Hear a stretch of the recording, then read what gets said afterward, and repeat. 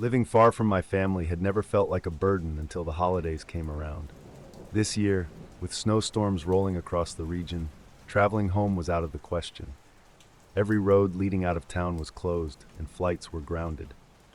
After a few hours of frustration and deliberation, I reluctantly accepted that Christmas would be spent alone in my small house. I tried to see the bright side.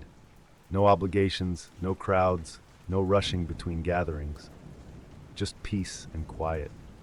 The snow had blanketed the entire landscape, transforming everything into a tranquil, white expanse.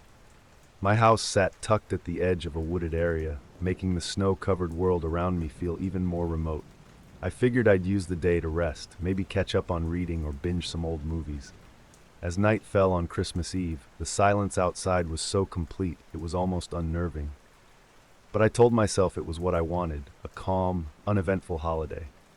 I went to bed early, hoping for a day of uninterrupted solitude, but Christmas morning didn't unfold the way I expected.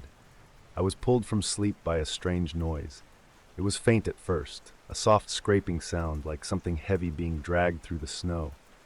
For a moment I lay still, thinking I'd imagined it. But then it came again, slow and deliberate, echoing through the crisp morning air. Curious and slightly uneasy, I got out of bed and shuffled to the window, rubbing the sleep from my eyes. I peered out into the yard, expecting to see some animal scurrying through the snow, or maybe the wind blowing debris across the ground. But the yard was untouched, just smooth, unbroken snow spreading out in every direction. Nothing was there. I stood at the window a moment longer, scanning the tree line and the road beyond. Everything looked still and lifeless, as if the world had been paused. The snow-covered landscape stretched out like a blank canvas, untouched by anything or anyone. I told myself it had to be the wind. Maybe it knocked something loose, or maybe a stray branch scraped against the house. It wasn't unusual for houses to make strange noises in the cold. Still, something about the sound lingered in my mind, gnawing at the edges of my thoughts. I tried to shake off the unease as I made my way to the kitchen for coffee, but the quiet felt different now, heavier. The day dragged on in silence, broken only by the occasional creak of the house settling in the cold. I told myself it was just another winter day, but I couldn't quite relax. The snow outside acted as a barrier between me and the world, and while it had felt peaceful the day before, it now felt more like a trap. Then the knock came. It was loud and deliberate, 3 heavy thuds that made the walls tremble. It wasn't the cheerful knock of a caroler or a neighbor dropping by with holiday treats. There was something menacing about it, something that sent a chill down my spine. I froze, my heart pounding in my chest. The front door was just a few steps away, but I didn't move toward it. Instead, I backed away slowly, as if by putting more distance between me and the door, I could somehow make the situation disappear. Another knock came, just as heavy as the first. Whoever was on the other side wasn't leaving. My pulse quickened, and a wave of dread washed over me. I knew I couldn't answer. Something about the knock felt wrong, deeply, unsettlingly wrong. Just as I reached the bottom of the stairs leading to the attic, the sound of splintering wood tore through the house. The front door crashed open, the force of it shaking the walls. Panic surged through me, and without thinking I bolted up the stairs, my breath coming in ragged gasps. I had no plan, just instinct. The attic was the only place I could think to hide. It was cramped, dusty, and filled with old boxes and furniture I hadn't touched in years, but it was better than nothing. I could hear the heavy footsteps of the intruder as they entered the house, moving with purpose. Reaching the attic, I scanned the cluttered space, my heart pounding in my ears. Then I saw it, the old cupboard shoved against the far wall. Without a second thought, I slipped inside, pulling the door shut as quietly as I could. Dust filled my nose, and the wood felt ice cold beneath my hands. In the darkness of the cupboard, I held my breath, straining to hear. The intruder's footsteps echoed below, slow and deliberate. They moved through the house, checking each room methodically. Every creak of the floorboards sent a jolt of fear through me. I fumbled for my phone, my hands shaking as I dialed the police. The line connected, and I whispered my address to the dispatcher, barely able to keep my voice steady. She assured me that officers were on the way, but all I could do was wait. Minutes dragged by, each one feeling like an eternity. The footsteps below grew louder, closer, and I pressed myself deeper into the cupboard, desperate to stay hidden. I couldn't tell if the cold in my bones came from the attic or the fear gripping my heart. All I could do now was wait and pray the police arrived in time. I don't know how long I crouched in that cupboard. Time didn't feel real anymore. It stretched and twisted with every second I held my breath. The cold from the attic seeped through my clothes, making my muscles stiff and numb. I could hear the intruder moving through the house, opening doors, rummaging through drawers, searching. Each creak of the floorboards sounded deliberate, as if they knew someone was hiding. My heart pounded so hard I thought it might give me away. I clenched my phone tightly in my hand, staring at the screen as the minutes dragged by. I had already called the police. They said they were on their way. But it felt like they were taking forever. The footsteps grew louder, as if the intruder was heading toward the attic. I bit down on the inside of my cheek to keep from making a sound. The walls of the cupboard felt like they were closing in around me, trapping me in my fear. I imagined the door being yanked open, rough hands grabbing me, and my mind spiraled with worst-case scenarios. I checked my phone again. No missed calls, no updates. Just silence, and the slow, methodical steps coming closer. Then, just as my fear reached its peak, I heard something new. The faint wail of sirens in the distance. Relief flooded through me, but I knew I couldn't let my guard down yet. The intruder must have heard it too. The footsteps suddenly became frantic, rushing through the house as if searching for a way out. I stayed perfectly still, my breath shallow, afraid that any movement might draw attention. The sound of doors slamming and furniture being overturned echoed through the house as the intruder scrambled in desperation. I clenched my fists, waiting for the inevitable moment when the attic door would creak open. The sirens grew louder, closer, until I could hear the crunch of tires on snow outside. The intruder cursed loudly, and for a moment, everything fell silent. Then came the sound of heavy boots storming through the front door. The sound of officers shouting commands filled the house. I could hear the intruder struggling, furniture crashing as they tried to resist. But the police were relentless. Within seconds, the fight was over, and the intruder was subdued. From the safety of the cupboard, I listened to the commotion below. My heart still racing, but filled with a different kind of tension now.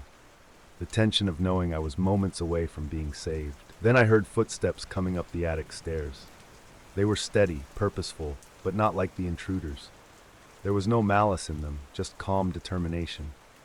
The attic door creaked open, and I heard a voice call out, "Police! It's safe now." I pushed open the cupboard door slowly, my limbs trembling from both fear and the cold.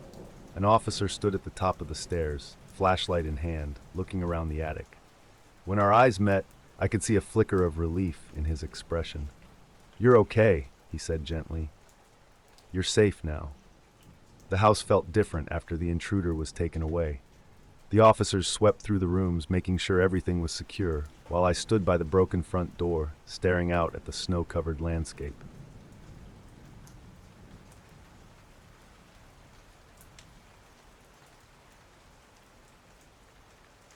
The trip had started off simple enough, just the two of us, cruising through back roads to avoid the congested highways.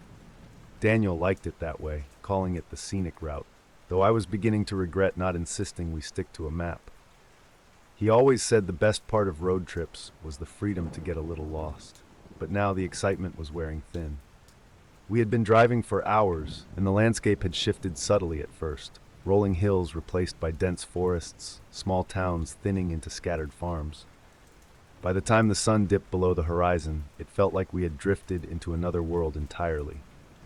Then came the real problem. The GPS lost signal, and with it, our sense of direction. We hadn't seen another car in what felt like ages, and the winding road seemed to stretch endlessly into the darkness. Daniel tightened his grip on the wheel, his jaw set, but I could feel the frustration growing between us. "We'll find a turnoff soon," he said, more to himself than to me. I stared at my phone, still searching for a signal that wasn't coming. Minutes bled into hours, and just as the tension in the car became too thick to ignore, a light appeared in the distance, a dim, flickering glow by the side of the road. As we got closer, the shape of a house emerged, its silhouette barely visible against the night sky. Relief washed over us both. Finally, a chance to get directions. The house stood alone, tucked away from the road as if it had been forgotten by the world. A single porch light buzzed weakly above the front door, casting a dull, yellow glow over the weathered wood. The windows were dark, and no cars were parked outside, but we were desperate. Any sign of life felt like a lifeline. Daniel cut the engine, and we sat in silence for a moment, each of us reluctant to admit how unnerving the place felt. But there was no turning back. We needed directions, and this was our only option. "Let's just ask quickly and get back on the road," I whispered, as if speaking too loudly might invite trouble. We approached the door, and Daniel knocked. The sound echoed through the quiet night, sharp and intrusive. A moment passed, then another. Just as I began to think no one would answer, the door creaked open. 2 men and a woman stood in the doorway, their faces half lit by the porch light. They smiled, but something about their expressions felt off. The smiles were polite, but there was a stiffness to them, as if the gesture was more habit than kindness. "We're lost," Daniel began. "We just need directions back to the main road." The woman nodded, her eyes flickering between us. "Of course," she said. "Come inside. It'll be easier to look it up in here." I hesitated, a warning bell ringing softly in the back of my mind. But Daniel had already stepped forward, and not wanting to seem rude, or worse, suspicious, I followed him across the threshold. The moment we entered the house, the atmosphere shifted. The warmth of the porch light disappeared, replaced by a chill that seemed to seep from the walls. The interior was dimly lit, with old furniture scattered haphazardly across the room. I could feel Daniel tense beside me, but it was too late to turn back. The woman closed the door behind us with a deliberate click, and suddenly, the polite smiles vanished from their faces. The men exchanged a glance, and without a word, they lunged. It happened so fast, I barely had time to react. One of the men grabbed Daniel, twisting his arm behind his back, while the other clamped a hand over my mouth, dragging me toward the far side of the room. I kicked and struggled, but it was useless. They were stronger, faster. Before I knew it, my hands were bound tightly behind me with rough rope, cutting into my wrists. Daniel was pinned to the floor, his face pressed against the worn carpet as they secured his hands as well. "Stay quiet," one of the men muttered, his breath hot against my ear. They hauled us to our feet and dragged us through a narrow hallway. Panic clawed at my chest, but I forced myself to stay calm. We needed to think, needed to find a way out. They shoved us into a small room at the back of the house. The door slammed shut behind us, and the sound of a bolt sliding into place echoed through the darkness. The room was barely big enough for the 2 of us. The walls pressed in from all sides, the air stale and suffocating. I sat against the wall, my bound hands aching, while Daniel shifted beside me, testing the ropes around his wrists. For a long time, neither of us spoke. The only sound was our breathing, heavy and uneven in the dark. Outside the door, footsteps came and went, each one a cruel reminder that we weren't alone. "How did this happen?" Daniel whispered at last, his voice thick with frustration. I didn't have an answer. It felt surreal, like a nightmare we couldn't wake up from. We had just needed directions, and now we were prisoners in a place that felt more like a trap than a home. Time dragged by, every second stretching into an eternity. My muscles ached from sitting still, but there was no room to move. Daniel leaned his head back against the wall, closing his eyes briefly, as if hoping to wake up somewhere else. Then footsteps approached again, this time slower, more deliberate.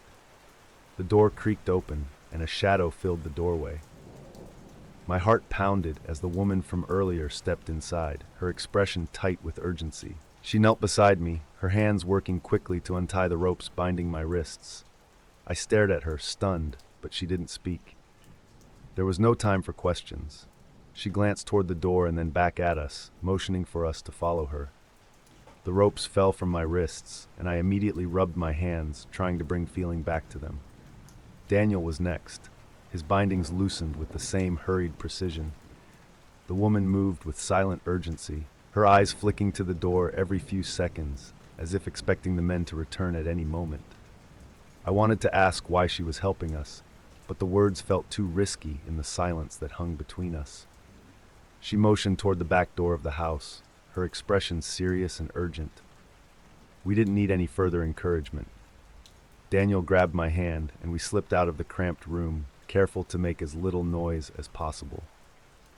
The hallway was dark and narrow, every shadow stretching longer under the weak light filtering in from outside.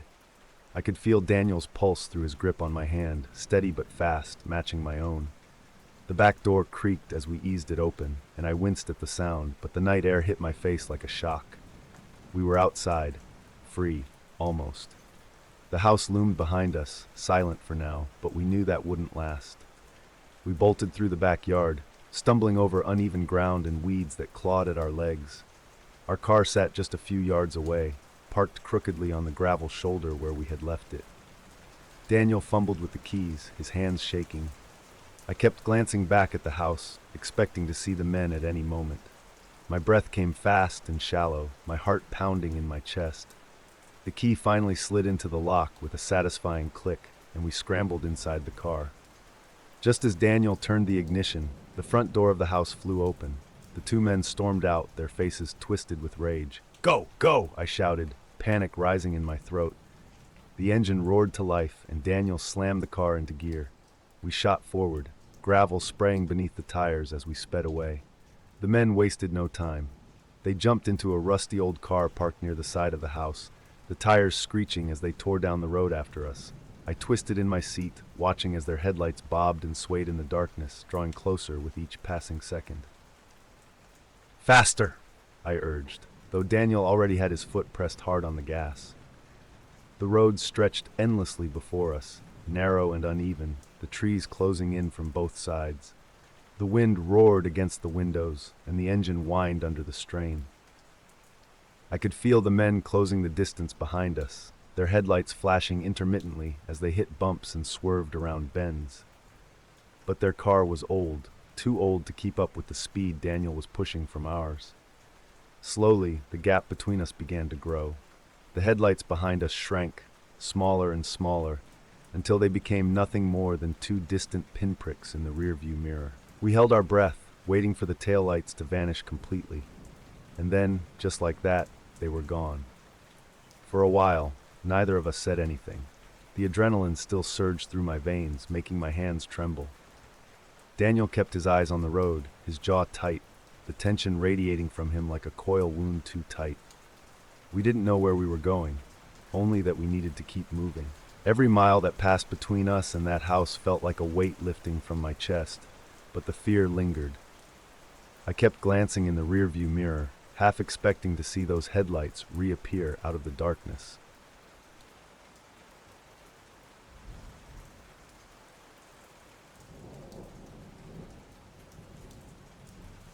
I'm Sam, 30 years old and most at peace when I'm out in the wild, away from everything and everyone. There's just something about being alone in nature that makes things feel right. I've walked more trails than I can count, and yeah, I know I should probably use a map or plan my routes better, but I've always trusted my gut. I like finding those hidden paths, the ones that twist away from the main trail and make you feel like you're the only person in the world. This hike, it was supposed to clear my head after a long, brutal week at work. Just me, the trees, and the trail. At least, that's how it started. The familiar trail stretched ahead, winding between towering trees, their branches swaying lazily in the breeze. I felt lighter with every step, leaving behind the weight of unanswered emails, endless responsibilities, and the gnawing noise of everyday life. Out here, none of that mattered. The forest wrapped around me, thick and quiet, with only the occasional rustling leaves underfoot and distant birdsong to break the stillness. I knew this trail well, or at least I thought I did. It had always offered the same thing: solitude, clarity, and a few hours of peace. The kind of peace I hadn't felt in weeks. The deeper I walked, the quieter it became. The canopy thickened above, blocking out much of the late afternoon light. I liked the feeling of being alone with the trees, the air crisp with the scent of pine and damp soil. But even the most familiar places could hide surprises, and this hike was about to take a turn I couldn't have predicted. I rounded a bend and saw him, a man stumbling through the undergrowth, his clothes dirty and hanging loose on his thin frame. His face was pale, almost gray, and his eyes darted around like a hunted animal's. He looked to be in his 50s, but something about him seemed older, as if he'd been worn down by whatever had brought him here. "Help," he rasped, his voice hoarse and desperate. "Please, I need help." My instinct told me to keep my distance, but he looked so lost, so out of place. Before I could say anything, he lurched toward me, panic written all over his gaunt face. "My friend," he gasped, clutching my arm. "He's lost, deeper in the forest. I need someone to help me find him." I hesitated. Everything about this felt wrong. He was clearly in distress, but his wild eyes, the way he glanced nervously over his shoulder, it all set my nerves on edge. I told myself it would be wrong to leave him here alone, but a voice in the back of my mind warned me that stepping off the trail with a stranger was a bad idea. He must have sensed my hesitation. "Please," he begged, his grip tightening. "We don't have much time."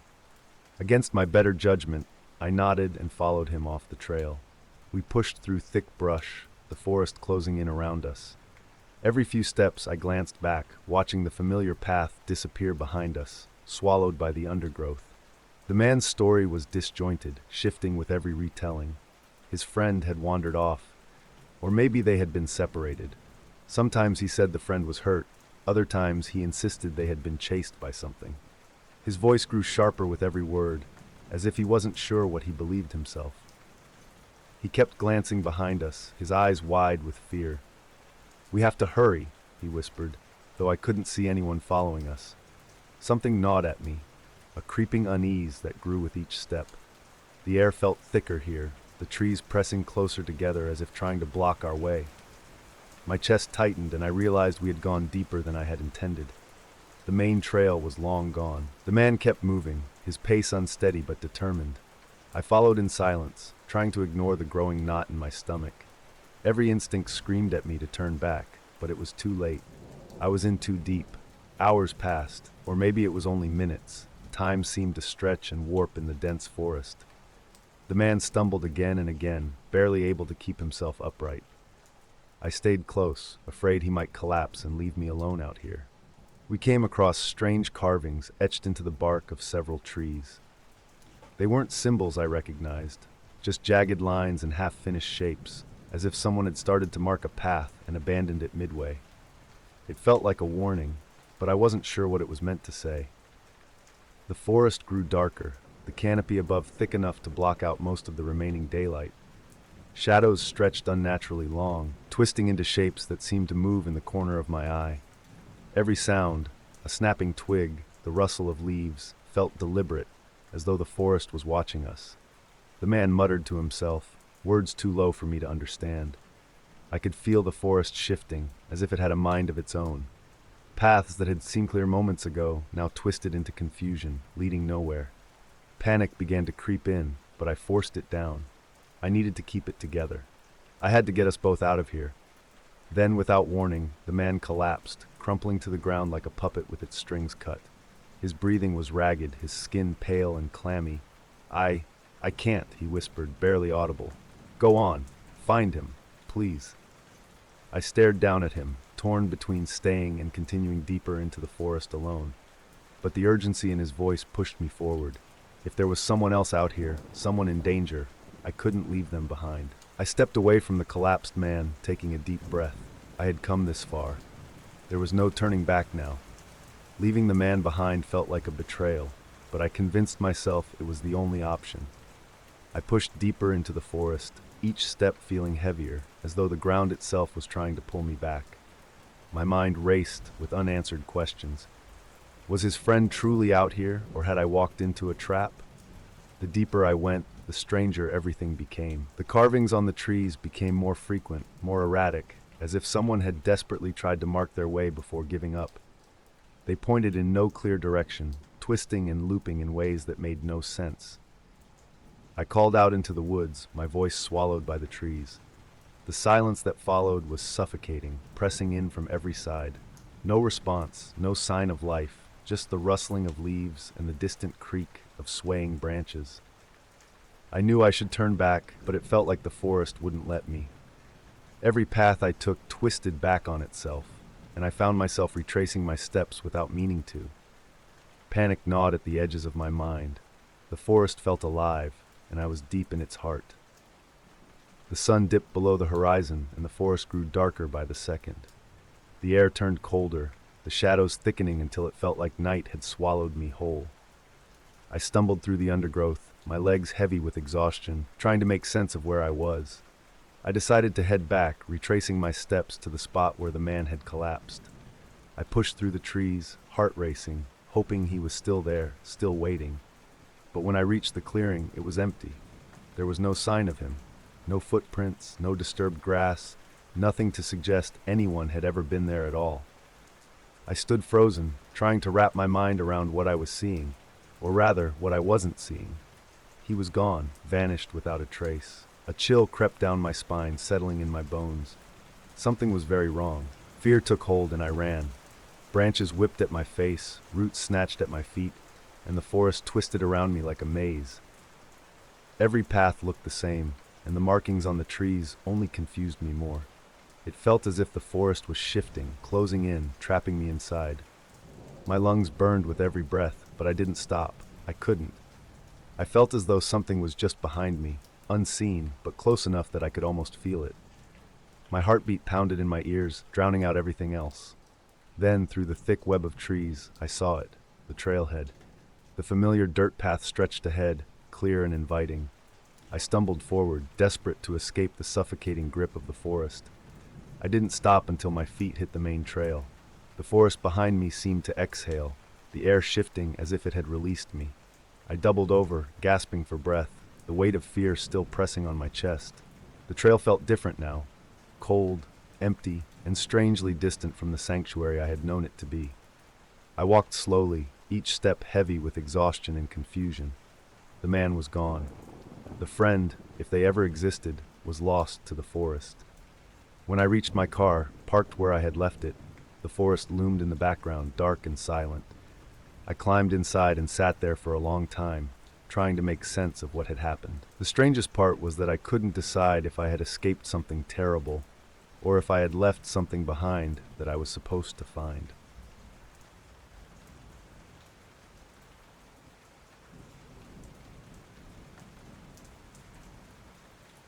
I never minded the silence. In fact, I welcomed it. The job at the cemetery seemed perfect for someone like me, just enough solitude to breathe, with tasks that let me keep my hands busy. William, the old gravedigger, was the only other person I had to deal with regularly. From the moment we met, I could tell he was odd, but I liked him. He wasn't the nosy type, and he had this strange warmth about him, a calm that seemed to belong to someone who spent his life surrounded by graves. William knew every corner of the cemetery, from the moss-covered headstones in the back to the oldest graves along the edges. He was proud of his knowledge, always telling me things like which family used to be important in town and which trees had grown over long-forgotten plots. He worked steadily and quietly, as if the years had worn him into the rhythm of the job. I followed his lead, learning to appreciate the slow pace. Nothing ever seemed urgent here. For the first couple of weeks, things were as simple as they could be. I dug graves, cleared paths, and sometimes helped lower caskets during funerals. It wasn't much, but it kept me grounded. There was no noise, no clutter, just the breeze in the trees and the distant hum of cars passing beyond the cemetery gate. The peace was addictive in a way. I spent my days surrounded by the dead, and yet I had never felt more at ease. It was on a Thursday when William mentioned the night shift for the first time. He told me, almost casually, that part of the job involved staying overnight at the shack in the back. Nothing to worry about, he assured me. Just a precaution to keep an eye on things. I'll be here first thing in the morning, he said, like that would make it easier. The shack was small, just a bed, a desk, and an old heater, but it was surprisingly cozy. It sat near the back wall of the cemetery, tucked away from the main paths. There was a small window facing the grounds, offering a view of the rows of tombstones standing in quiet lines. I didn't mind the idea of staying overnight. I wasn't the kind of person who got spooked by things. After all, it was just a cemetery. Besides, I figured it would be easier than a lot of the other jobs I'd had. No customers, no noise, no mess. Just me and the night. The first few nights passed uneventfully. I slept deeply, lulled by the wind threading through the branches. There was something peaceful about it, being alone out there. I'd sit on the small porch, watching the stars through the bare branches, and feel like I was the only person in the world. But after a few nights, that peacefulness began to shift. It started with little things, the way the air seemed too still sometimes, or how the night stretched a little too long. The quiet that I used to enjoy now felt heavy, like it was pressing down on me. The first time I heard it, I thought it was an animal. I woke up to a faint scraping noise, like something clawing at the dirt. It came from somewhere near the edge of the cemetery, too far to see clearly from the shack's window. I told myself it was probably just a raccoon or some stray dog nosing around. But something about it didn't sit right. It wasn't a frantic sound, like animals make. It was deliberate, slow. I lay in bed, listening to the rhythmic scrape of something moving earth. The sound would stop every few seconds, then pick up again. I told myself not to worry. It was just a noise, nothing to lose sleep over. But even as I tried to convince myself, a knot began to form in my chest. It was the kind of unease that creeps in slowly, like a draft you can't quite block out. The same thing happened the next night, and the night after that. Always the same. A faint, scraping noise just beyond my sight, somewhere in the dark corners of the cemetery. I'd lie awake, staring at the ceiling, listening to that sound until it stopped. Then I'd drift back into uneasy sleep, hoping it wouldn't come back. But it always did. By the fifth night, I couldn't take it anymore. The noise had become more than just a sound, it was a presence. I needed to know what it was. So I waited until the scraping started again, slipped out of bed, and grabbed the small flashlight from the desk. The cold night air hit me as I stepped outside, sharp and unforgiving against my skin. I moved quietly, staying close to the ground as I followed the sound deeper into the cemetery. The closer I got, the clearer the noises became. And then I heard them. Voices. Low and hushed, like a conversation carried on the breeze. I killed the flashlight and crouched behind a tombstone, heart pounding in my chest. There, standing around a freshly dug grave, was William. He wasn't alone. 3 other men stood with him, each of them holding shovels. They spoke in low, urgent tones, the words blending into the night. But I caught enough. They weren't just talking about graves. They were talking about deals, about things that didn't belong in a cemetery. Illegal things. I crouched lower, my pulse hammering in my ears. I watched as William handed something to one of the men, a small bag, the kind you'd expect to see in a back alley, not in a graveyard. The men exchanged quiet laughs, the kind of laughter that made my skin crawl. I realized, with a sickening clarity, that these men weren't just grave diggers. They were criminals, and the cemetery was their hiding place. I knew I had to get out of there, to slip away before they noticed me. But as I shifted my weight, my foot brushed against something, a ceramic vase. The vase tipped over with a dull crash, shattering the quiet.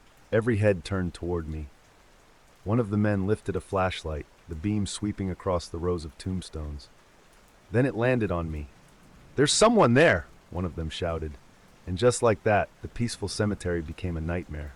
The flashlight's beam locked onto me, and I knew I had only seconds before they came after me. My heart raced as one of the men shouted, "Get him!"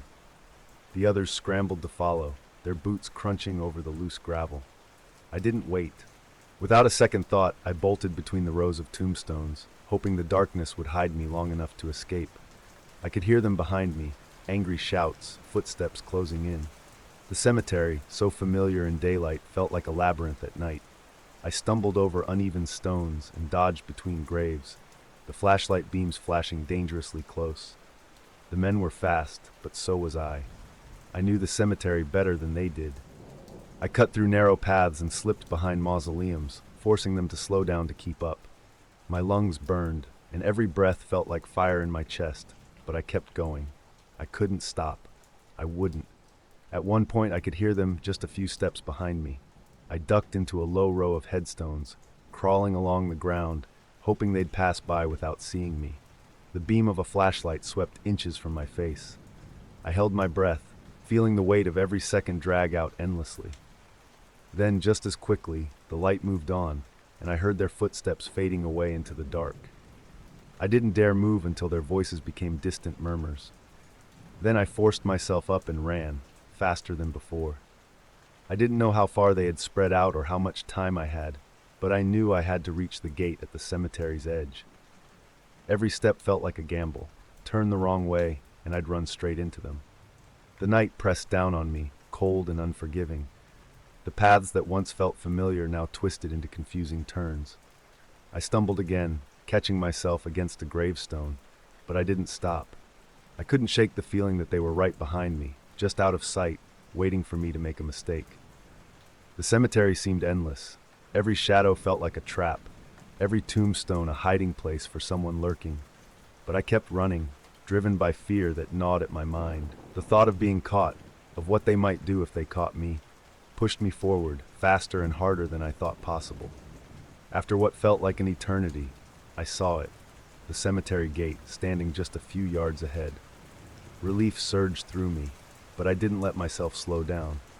I knew better than to think I was safe until I was beyond the walls. I sprinted the last few feet, practically throwing myself through the gate. My legs wobbled beneath me as I stumbled onto the pavement, gasping for breath. I glanced back once, just long enough to see the shadowed figures of the men lingering inside the gate. They hadn't followed me past the cemetery's boundary, as if the walls held some unspoken rule they dared not break. For a moment I stood there, bent over and gasping in the cold night air. My entire body trembled, and I felt like I might collapse. But I couldn't stay. I needed to keep moving, to put as much distance as possible between myself and that place.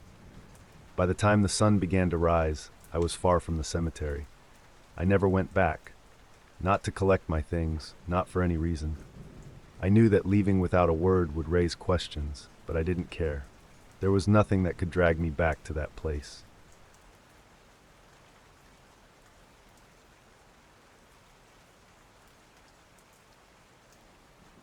I'd never felt this kind of excitement before. My first real job at 18, delivering food around the city. It was more than just a paycheck. It felt like the beginning of independence, a chance to stand on my own. The first few days were a breeze. Friendly customers, quick deliveries, and the satisfaction of heading back to the restaurant after each run, knowing I was earning my own money. I liked the routine of it, grabbing the next order, navigating the streets, and watching the world unfold from behind my scooter's handlebars. Each delivery felt like a small step toward adulthood. My parents were proud of me too, even if they were a bit overprotective. They'd call sometimes during my shifts, just to check in, but I didn't mind. I liked knowing they cared. As the days passed, I started to feel more comfortable with the job. I got familiar with the usual routes, the regular customers, and the little tricks to cut down on delivery times. There was a rhythm to it, and I was getting better every day. I couldn't wait to prove that I could handle anything the job threw at me. But as I would soon find out, not every delivery would be simple. It was the start of my evening shift when the manager handed me an order for a house on the outskirts of town. The address wasn't one I'd seen before, way outside the usual delivery range. I hesitated for a moment, but my manager reassured me that it was just an occasional request from a regular customer. He handed me the food, told me to hurry before it got cold, and sent me on my way. The sun was already starting to dip behind the horizon as I rode out of the city, leaving behind the crowded streets and bright lights. The further I went, the quieter it got. Houses became sparse, and the road twisted through patches of trees. Something about the isolation made me uneasy, but I pushed the feeling down. It was just a delivery, nothing more. When I finally pulled up to the house, it was nearly dark. The property looked worn and lonely, hidden among tall trees. There were no lights on inside, except for a dim porch light that flickered as I approached. I stood there for a second, debating whether to call my manager, but I shook the thought off. It was just another delivery, I told myself. Nothing to worry about. I knocked on the door, and after a few moments, it swung open. A man stood there smiling warmly, looking friendly enough. He took the food, handed me the payment, and gave me a quick thank you. Then, just as I was about to leave, he asked if I could help him carry something inside. I hesitated for a split second, but he seemed harmless. I didn't want to be rude, and it wasn't uncommon for customers to need a hand with something now and then. Without thinking much of it, I stepped inside. The air inside the house felt heavier there than I expected, and as I crossed the threshold, I felt a twinge of regret. Before I could say anything, the man's demeanor shifted. In an instant, the warmth in his smile was gone. He grabbed my arm with a grip so tight it made me stumble, and before I could react, he slammed the door shut behind me. Panic shot through me, but it was too late. The man yanked me toward a staircase leading to the basement. I tried to pull away, tried to scream, but his grip was like iron. Within moments, I was shoved down the stairs, the door slamming shut above me with a deafening finality.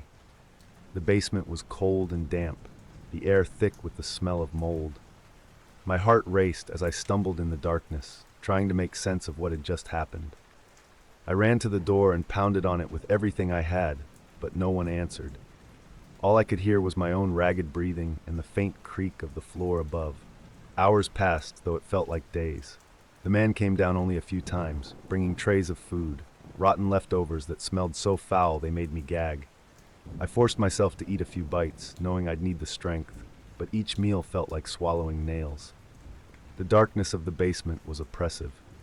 I had no idea what time it was or how long I'd been there. Minutes dragged into hours, hours into what felt like eternity. I thought about my parents constantly, wondering if they knew I was missing, if they were looking for me, if anyone even knew where I was. I tried to stay calm, to think of ways to escape, but every attempt seemed futile. The walls of the basement felt like they were closing in. I sat in the corner, knees pulled to my chest, trying to block out the fear. But it was impossible to ignore. I was trapped, with no way of knowing if I'd ever get out. While I sat in that cold basement, consumed by fear, my parents were growing increasingly anxious. They knew something was wrong when I didn't answer their texts. My phone had fallen silent, and hours passed without a word from me. At first, they thought I might just be caught up with work, but as the night dragged on, their worry turned into panic. The next morning, they contacted my boss at the restaurant, hoping for answers. When they found out I had never returned from my delivery, it confirmed their worst fears. My boss provided the address of my last delivery, and with no other options, my parents went straight to the police. The police didn't hesitate. They understood the urgency. When someone disappears during a delivery, every second matters. Officers were dispatched to the remote property where I was last seen, knowing they might be racing against time to find me alive. The sound of tires crunching on gravel broke the stillness around the house. Police cars pulled up in front of the eerie property, red and blue lights flashing silently. The officers approached the door cautiously, knocking loudly and announcing themselves. There was no answer. Without hesitation, they forced the door open and entered the house. Inside, the silence was overwhelming, the air heavy with neglect. The officers fanned out, searching every room with precision, but the house seemed empty. No sign of me, no sign of the man. But they didn't stop there. They checked every corner, every closet, until they found it, the basement door. It was locked from the outside. The officers called for backup as they prepared to break it open. A moment later, the door gave way with a splintering crack, and they flooded into the basement. I was curled up in the far corner, exhausted, shivering, and barely able to lift my head. When I saw the officers, it felt like waking from a nightmare. Relief hit me so hard I thought I might collapse. They wrapped me in blankets, speaking calmly, reassuring me that I was safe now. I was finally free. As I was carried out of the basement, I saw the man for one last time. The police had found him hiding in a back room, and they dragged him out in handcuffs. He didn't resist, didn't say a word, just stared blankly as they escorted him to one of the patrol cars. I couldn't bring myself to look at him for long. The fear that had taken root in me during those 2 days was still too raw.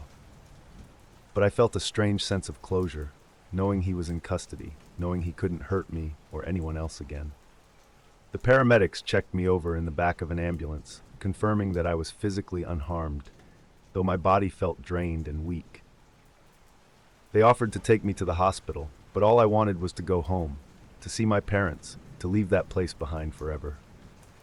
When I was reunited with my parents, the relief in their faces was overwhelming. They pulled me into a tight hug, holding me as if they never wanted to let go.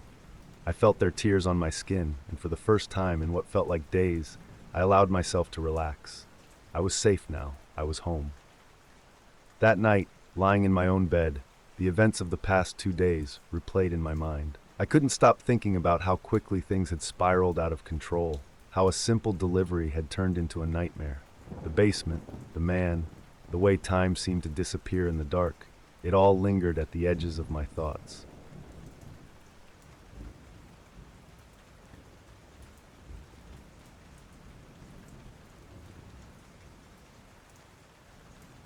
Valentine's Day had always felt predictable. Restaurants, movies, flowers. This year, Hannah and I wanted something different, something thrilling. That's how we ended up at the gates of an abandoned amusement park on the edge of town. We'd heard about it before, a place that had been closed for years, overtaken by rust, weeds, and graffiti. It sounded like the perfect adventure. The air was chilly as we stepped past the broken gate, the cracked pavement crunching beneath our feet. The rides stood like ghosts of their former selves, frozen in time, coated in dust and rust. A faint breeze stirred the brittle leaves scattered across the paths, adding to the eerie silence. It was exactly the kind of atmosphere we'd been hoping for, quiet, unsettling, and thrilling. We wandered through the ruins, hand in hand, laughing quietly at how creepy everything looked. The Ferris wheel loomed over the park, its metal frame groaning slightly with the wind. The bumper cars sat lopsided in their arena, filled with rainwater and broken glass. It was strange to see something that once brought joy, now reduced to this crumbling state. But we loved every moment of it. The silence, though, wasn't just peaceful, it was heavy. As we walked deeper into the park, the excitement in my chest began to mix with unease, like the feeling you get when you realize you might not be as alone as you thought. We were walking past the old carousel when I saw her. At first, I thought it was just a trick of the light, something moving along the ground ahead of us.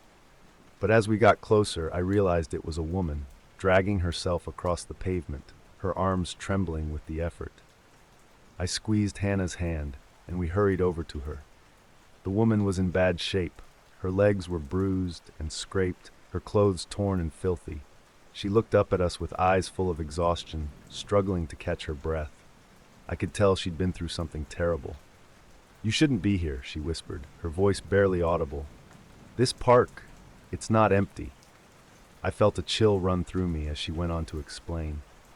She told us that a gang had taken over the park, using it as a hideout. They were dangerous, she said, involved in all sorts of crime, drugs, theft, violence. She used to be one of them, but things had gone bad when she tried to convince them to leave that life behind. They beat her, tossed her out, and left her here to fend for herself. Hannah knelt beside the woman, offering her some water from her backpack. "What do we do?" I asked quietly. The woman shook her head. "You can't leave during the day. They'll see you. You need to stay hidden. Wait for night." We helped the woman to her feet, but she shook her head again, signaling that she couldn't go far. The best she could do was limp to an old ride that offered some cover, a wooden roller coaster track, warped and crumbling. We followed her, helping her hide beneath the remnants of the structure. It felt surreal sitting there under a collapsed ride, waiting for the sun to set. Time dragged painfully slow. Every sound, every distant creak, every gust of wind made my heart race, thinking it was them. Hannah and I sat close together, whispering about what to do next. The woman stayed quiet, her eyes closed, as if she was too tired to care about anything anymore. The hours stretched endlessly. We kept checking my phone, but there was no signal here, no way to call for help. I kept imagining shadows moving in the distance, hearing phantom footsteps that turned out to be nothing. Finally, the light began to dim. The park sank into darkness. Shadows swallowing the broken rides. It was time to go. We thanked the woman, offering to help her leave with us, but she refused. "They'll recognize me," she said quietly, staring into the distance. "It's safer if I stay." There was a sadness in her voice, but we didn't have time to argue. Hannah and I slipped out from under the roller coaster and began making our way through the park, staying low and moving quietly. Every rusted ride, every crumbling building felt like a potential hiding spot. We crept past the carousel, past the old game stalls with their shattered glass, toward what we hoped was the exit. For a while, it seemed like we might make it. The silence of the park wrapped around us, heavy but undisturbed. We were just a few steps away from the broken gate when I heard it, a voice, distant but unmistakable. Over there, my heart stopped. In the distance, flashlights flickered to life, their beams cutting through the darkness. We had been spotted. Without a word, Hannah and I broke into a sprint, running for our lives as the shouts of the gang echoed behind us. We ran without looking back, our footsteps pounding against the cracked pavement. I could hear them behind us, angry shouts, heavy boots thudding as the gang gave chase.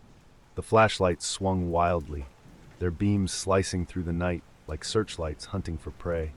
Every instinct in my body screamed at me to run faster. Hannah was right beside me, her breath ragged, but she kept pace. The path ahead twisted through old, broken-down rides, forcing us to weave around obstacles. I led her toward the narrowest paths I could find, hoping it would slow the gang down. But they were relentless, crashing through debris and cutting across the park with disturbing speed. We darted through the skeleton of the roller coaster, the warped metal groaning as we brushed past it. The beams of the flashlights flickered closer, bouncing wildly off the abandoned attractions. I could hear their shouts growing louder, angrier. They were getting closer. Every turn felt like a gamble. We couldn't afford to stop or make a wrong move, not with the gang so close behind us. At one point, we squeezed through a narrow gap in a rusted fence, the sharp metal snagging my jacket as I pushed through. I glanced back just in time to see one of the gang members try to follow, but he got stuck for a moment, buying us precious seconds. We ran past the broken-down Ferris wheel, its frame casting eerie shadows across the path. I could feel the panic building in my chest, threatening to overwhelm me, but I forced it down, focusing on one thing: getting out. Hannah stumbled once, nearly falling, but I caught her arm and pulled her back to her feet.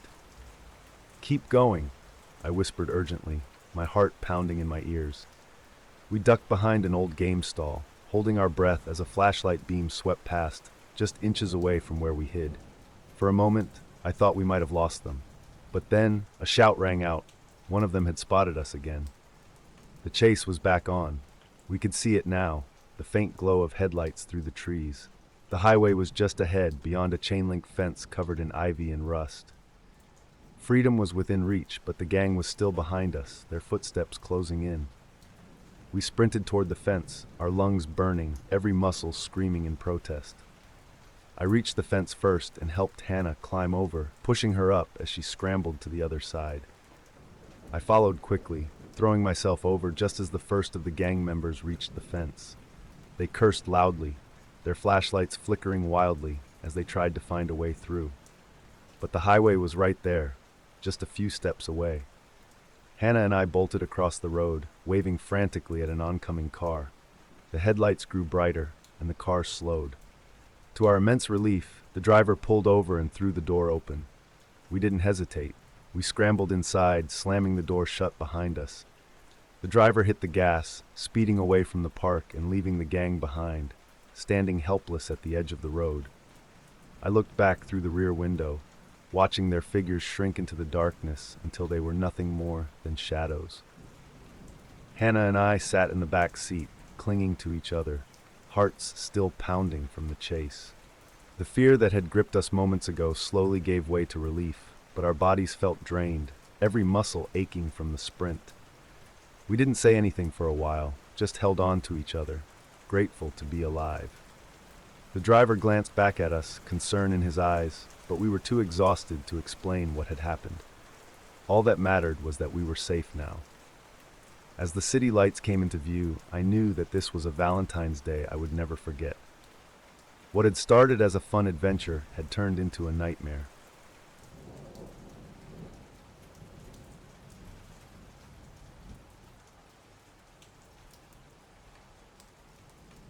Some of my happiest memories come from the summers I spent at my grandparents' house. It was a place where life moved slower, where I could escape the routines of school and the bustle of town. My grandmother filled the air with the sweet smell of cakes that seemed to come straight from heaven. She always baked as if the world depended on it, filling the kitchen with warmth and a comforting hum. Mornings were for fishing by the river, where I'd sit with my grandfather, waiting for a bite. He never seemed to care if we caught anything. "It's the waiting that matters," he'd say with a wink, sitting comfortably in the quiet. Afternoons were spent riding horses through sunlit fields, the wind whipping through my hair as my grandfather's laughter echoed behind me. I never worried about anything back then. The world felt small and safe. Their house was a haven, wood-paneled walls, shelves stacked with old books, and the scent of freshly chopped wood lingering in every room. Those summers were simple, filled with love and laughter, and the steady presence of my grandfather, who seemed to know everything about everything. Life was perfect there, or so it seemed. Until that one night. It was the middle of the night when I woke up, stirred by the call of nature. The house was wrapped in silence, the kind that only exists in the countryside, where the night is thick and still. The soft glow of moonlight filtered through the curtains, casting long shadows across the wooden floor. As I climbed out of bed and rubbed my eyes, the familiar smells of the house surrounded me. Wood, books, and the faint scent of my grandmother's baking, as if the walls themselves had absorbed it over the years. I padded barefoot toward the door, ready to make my way to the bathroom. But as I passed by the window, something strange caught my eye, a flickering light in the distance. It swayed slightly, like a lantern held by someone moving carefully through the dark. At first I thought it was my grandfather. He often checked on the horses or the barn in the middle of the night. Curiosity stirred inside me. I decided to go outside and say hello, thinking it might be one of those moments when he'd let me walk with him in the quiet, showing me the stars and talking about the world like only he could. But as soon as I stepped out the door, the night took a dangerous turn. The cold air hit me as I stepped outside, making me shiver. But before I could call out to my grandfather, a rough hand grabbed my arm. The shock froze me in place. I looked up, and in the dim light, I saw the face of a stranger. He was a man I'd never seen before. His clothes were dirty, and he smelled of sweat and mud. Panic surged through me as the man tightened his grip, yanking me forward. I tried to scream, but fear strangled my voice. He was dragging me away from the house, his movements quick and forceful. My mind raced. Where was my grandfather? Why wasn't he here to stop this? I struggled against the man's grip, trying to free myself, but he was too strong. The night, which had always felt so peaceful, now seemed vast and full of shadows. The flickering lantern that I had seen earlier swayed in the distance, but it no longer looked welcoming. It was just a ghostly light in the dark, far out of reach.